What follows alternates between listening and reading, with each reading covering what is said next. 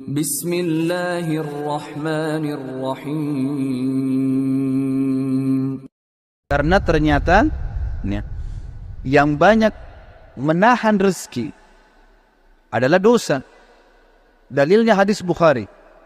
Kata Nabi SAW, tidak ada satu kaum yang menahan zakat harta mereka, atau dalam riwayat yang dikatakan tersebar di tengah-tengah mereka zina dan khamr. Riwayat lain menjelaskan tersebar maksiat, kecuali Allah akan menahan rezeki dari langit, menahan hujan, gak datang rezeki. Jadi kalau teman-teman masuk satu proyek ternyata tertahan, proyek itu sudah jelas halal, maka pastikan teman-teman sekalian bahwasanya jelas ini karena dosa kita. Jangan pernah salahkan orang, salahkan diri sendiri. Tidak ada istilah dalam Islam teman-teman sekalian rezeki kita diambil orang lain. Saya ulangi, tidak ada dalam Islam istilah rezeki kita diambil orang lain. Demi Allah nggak ada. Kalau ada di benak Anda saat ini, hilangkan itu. Pernah ada seorang pengusaha masih muda di Surabaya, waktu saya sudah jelaskan tema tentang kenalilah Tuhan maka akan bahagia, masalah tauhid, pengenalan Allah. Dia datang kepada saya lalu dia mengatakan, Ustaz, saya sama teman-teman saya ini semuanya pengusaha. Ada 4-5 orang. Kami sama-sama masuk, semua punya perusahaan, sama-sama masuk ke satu proyek. 4 teman saya semuanya dapat, Ustaz. Saya sendiri nggak dapat.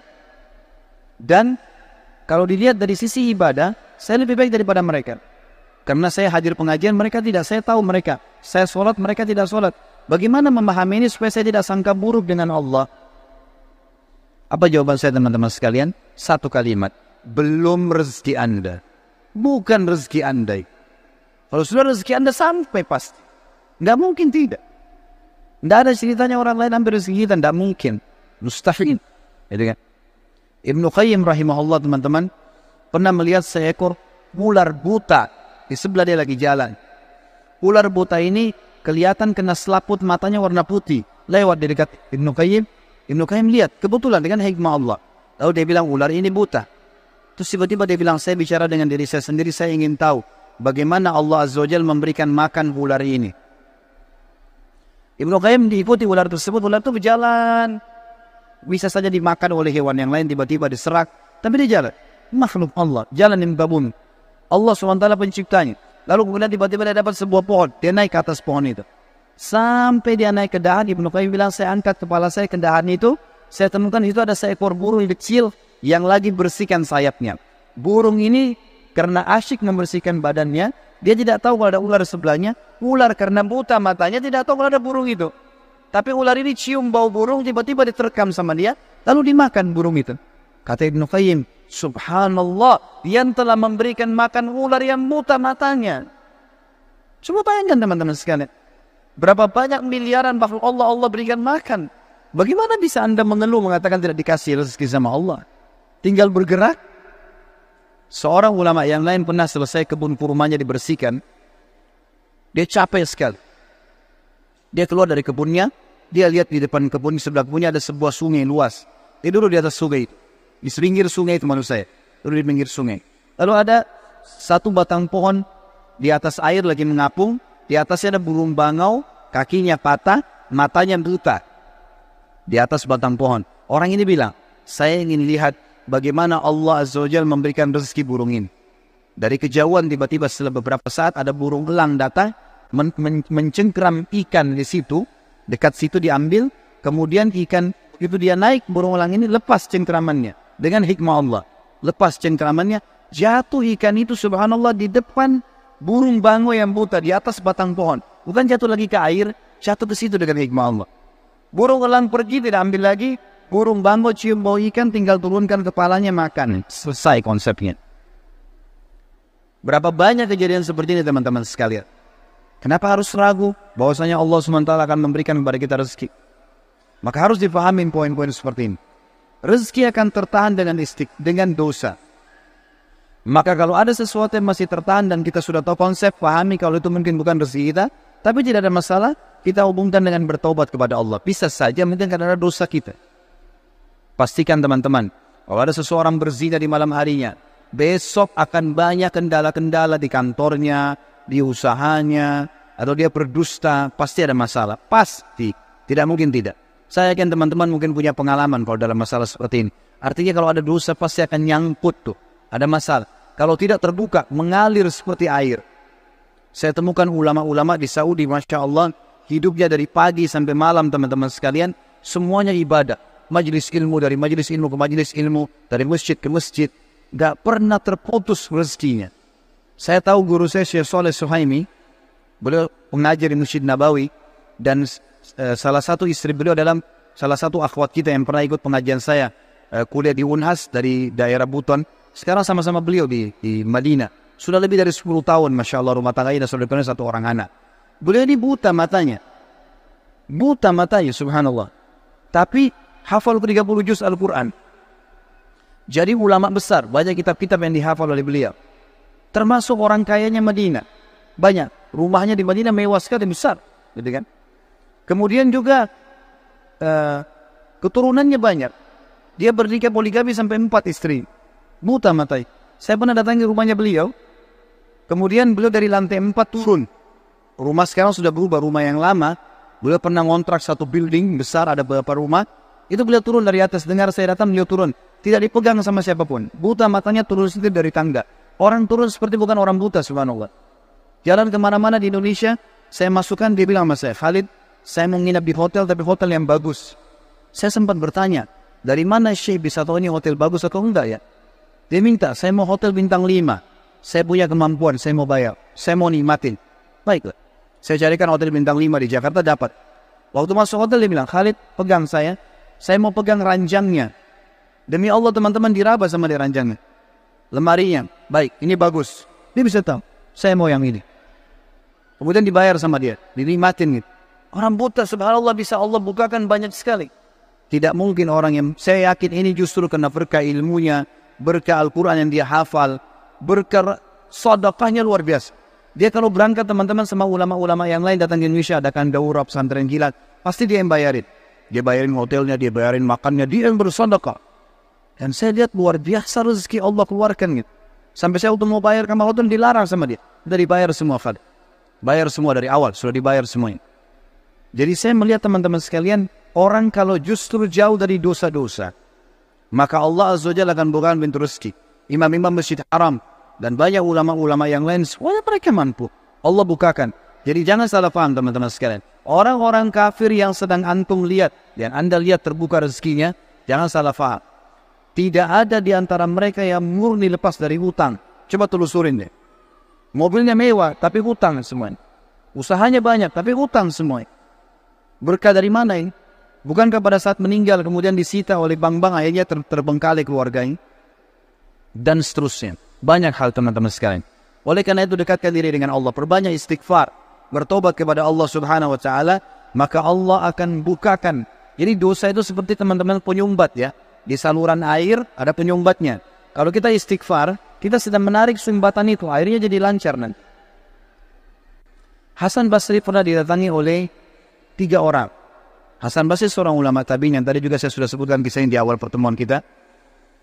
Beliau pernah kedatangan 3 orang. 3 orang ini minta nasihat. Karena selalu dia nasihatin orang. Hasan Basri terkenal kalau bicara teman-teman surga, neraka, kematian. Nasihatnya selalu berkisar di situ. Jadi orang merasa imannya bertambah. Ringkas cerita, datang 3 orang ke rumahnya. Yang satu mengatakan, wahai imam, saya sudah lama menikah tidak punya anak. Saya sama istri saya, dibawa istrinya sama dia. Sudah lama berobat, sudah 10 tahun menikah nggak punya anak. Dan sudah berobat sana sini sama tabib tidak sembuh-sembuh. Apa saran anda? Sudah ikhtiar. Kata Hasan Basri, perbanyak istighfar. Bukan baca ya, perbanyak istighfar. Orang ini pergi. Kemudian masuk orang kedua. Hai imam, saya sudah lama sakit. Di perut saya ada penyakit. Sakit, kalau sakit itu luar biasa. Sudah berobat sana sini nggak pernah sembuh. Sudah ikhtiar. Apa saran anda? Kata Hasan Basri, perbanyak istighfar. Lalu yang ketiga mengatakan, masuk orang yang ketiga, wahai imam, saya sudah lama bekerja keras. Tidak pernah kaya seperti fulan. Ditunjuk orang kaya di kampung itu. Maka saran anda apa? Dia bilang perbanyak istighfar. Perbanyak istighfar. Maka pada saat itu teman-teman sekalian, waktu sudah pulang semua, istri Hasan Basri tanya, kenapa tadi 3 orang ini pulang semua? Ada beberapa athar menyebutkan murid-muridnya yang bertanya, gitu kan? Kenapa Anda cuma mengatakan istighfar? Kenapa Anda tidak pandu mereka? Mungkin yang satu butuh modal, yang satu butuh tabib, dokter, satu butuh obat mungkin. Kata dia, tidakkah kalian sudah dengar kalau mereka sudah ikhtiar, tinggal ada penghambatnya nih. Dan penghambatnya adalah dosa-dosa mereka. Dan Allah sudah berfirman dalam surah Nuh, surah nomor 71, ayat 10-12. A'udzubillahi minasyaitonirrajim. Nabi Nuh berkata kepada kaumnya, "Faqultu astaghfiru rabbakum innahu kana ghaffara." Aku berkata kepada mereka, Nabi Nuh berkata kepada kaumnya, istighfarlah kalian, mohon ampunlah pada Tuhan kalian, karena Dia Maha Pengampun. Dia suka kalau kalian tobat tuh. Ayat 10, ayat 11-nya, yursilis sama alaikum midrara. Mereka atau pasti Allah akan turunkan dari langit hujan yang lebat. Dan kita tahu hujan adalah sumber kehidupan manusia. Makna terletnya, makna tadaburnya adalah, makna tafsirnya, Dia akan turunkan dari langit rezeki-rezeki yang midrar. Midrar itu bertubi-tubi. Ayat 12-nya, wa yumditkum bi amwalin wa banin wa yaj'al lakum jannatin wa yaj'al lakum anhara. Dan pasti Dia akan memperbanyak buat kalian. Yumdit, mat, ini artinya mendobelkan, melipat gandakan. Dan pasti Dia akan melipat gandakan, menambahkan buat kalian keturunan, harta-harta, amwal, dan keturunan. Serta Dia akan melebatkan kebun-kebun kalian dan akan memperbanyak sungai-sungai kalian, sumber air kalian. Imam Ahmad rahimahullah pernah didatangi teman-teman sekalian oleh seseorang. Maaf, Imam Ahmad pernah di akhir hidupnya, ini kalau teman-teman yang pernah dengar kisahnya, maaf saya ulangi, karena memang berhubungan dengan poin ini. Pernah Imam Ahmad rahimahullah di akhir hidupnya dia tidak tahu kenapa dia harus mendatangi sebuah tempat. Lalu kemudian dia pergi ke sana. Setelah dia tiba di kota itu, tiba waktu maghrib dia masuk ke sebuah masjid, lalu dia sholat maghrib. Habis maghrib beliau duduk rahimahullah dengan membaca Al-Quran. Imam Ahmad ini kalau nggak salah meninggal tahun 240-an. Tahu dari 4 imam madhab ya. Imam Ahmad rahimahullah masuk ke masjid, kemudian beliau duduk sholat. Maghrib duduk mengaji, sampai isya beliau sholat isya berjamaah. Karena tidak tahu kenapa datang ke kota itu. Lalu kemudian beliau ingin istirahat. Habis sholat ba'diyah isya, orang-orang semua pada bubar. Imam Ahmad ke sudut masjid. Lalu dia baring. Marbot masjidnya datang, tanya, wahai imam, wahai syekh. Syekh ini dalam bahasa Arab bisa berarti orang tua, orang kaya, atau orang pintar. Ya, bisa 3 artinya. Kebetulan Imam Ahmad dipanggil syekh di sini maksudnya adalah orang tua. Hai syekh, hai orang tua gitu. Ya. Kenapa Anda di sini? Kata Imam Ahmad, saya mau istirahat, saya musafir, nggak ada kenalan. Kata dia, tidak bisa di masjid. Anda harus keluar dari masjid. Lalu kemudian disuruh keluar. Kata Imam Ahmad, saya didorong-dorong dari masjid, keluar dari masjid. Begitu keluar dari masjid, marbot masjid, kunci masjid, kemudian Imam Ahmad lihat dia sudah pergi, Imam Ahmad baring di teras masjid. Marbotnya kembali lagi. Lalu mengatakan, wahai syekh, ngapain di sini? Dia bilang seperti saya bilang, saya musafir, saya butuh istirahat. Ya, kata marbotnya nggak bisa. Ini masjid, peraturan nggak boleh duduk di sini.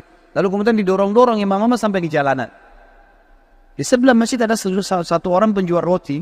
Penjual roti ini lihat kejadian tersebut, lalu dia mengatakan, hai syekh, dipanggil Imam Ahmad, orang tua gitu ya, kesinilah, ada tempat saya.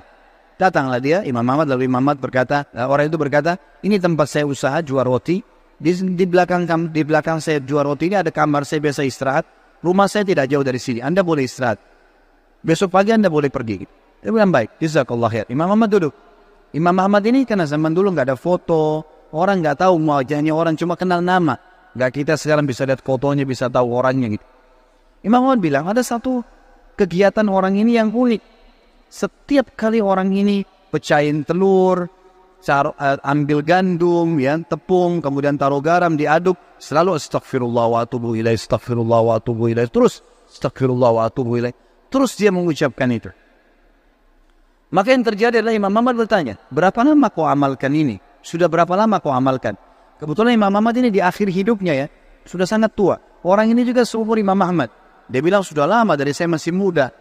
Kata Imam Ahmad, apa hasilnya istighfarmu ini? Dia bilang, semua yang saya minta sama Allah dikabulkan. Apa saja. Belum pernah saya minta sama Allah nggak dikabulkan. Tinggal satu yang sudah bertahun-tahun saya minta belum Allah kasih. Kata Imam Ahmad, apa itu? Dia bilang, saya minta agar dipertemukan dengan Imam Ahmad. Maka Imam Ahmad bertakbir mengatakan, Allahu Akbar. Karena istighfarmu inilah, ya, Allah subhanahu wa ta'ala mengutus saya datang ke kotamu dan saya tidak tahu kenapa saya datang. Karena istighfarmu lah, marbot masjid melarang saya tidur di masjid dan saya didorong-dorong. Istighfarmu lah yang membuat kau menawarkan saya untuk datang dan nginap di tempatmu. Saya Ahmad bin Hanbal. Allah Azza wa Jal datangkan Imam Ahmad ke rumahnya karena istighfarnya. Ini luar biasa.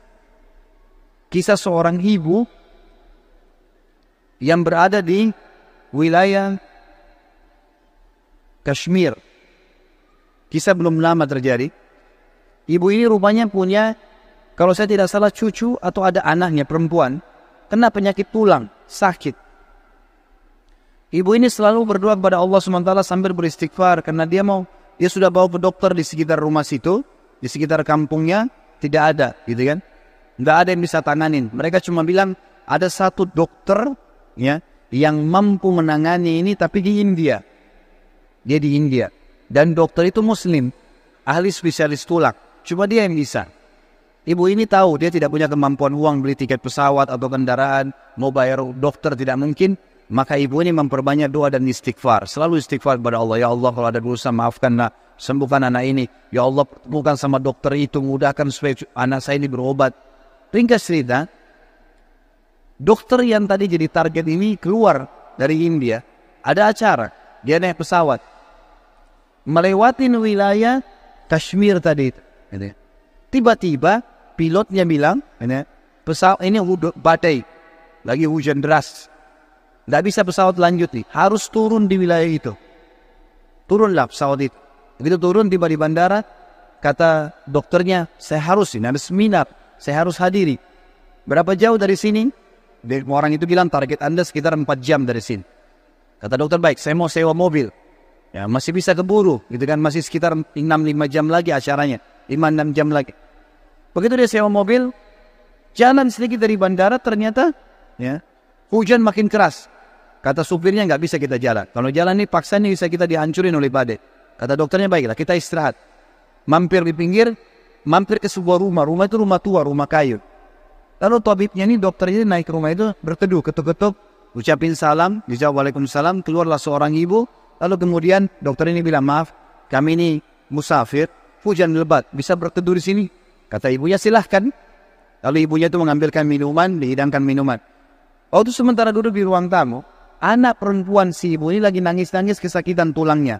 Ini ibu yang tadi sakit tulang. Ini dokter yang jadi target. Sampai di rumahnya. Lalu kemudian dia berkata, tabib ini, kenapa ya anaknya ibu? Dia bilang sakit tulang. Kenapa kok sakit? Kenapa nggak dibawa ke dokter? Sudah. Tapi kata dokter semua nggak bisa sembuh. Dan dokter yang bisa tangani cuma seorang dokter di India namanya Fulan. Disebutkan namanya dokter ini. Dokternya tiba-tiba nangis lalu berkata, segala puji bagi Allah subhanallah yang telah mendatangkan saya ke rumah ibu. Saya ini dokter yang ibu sedang targetkan.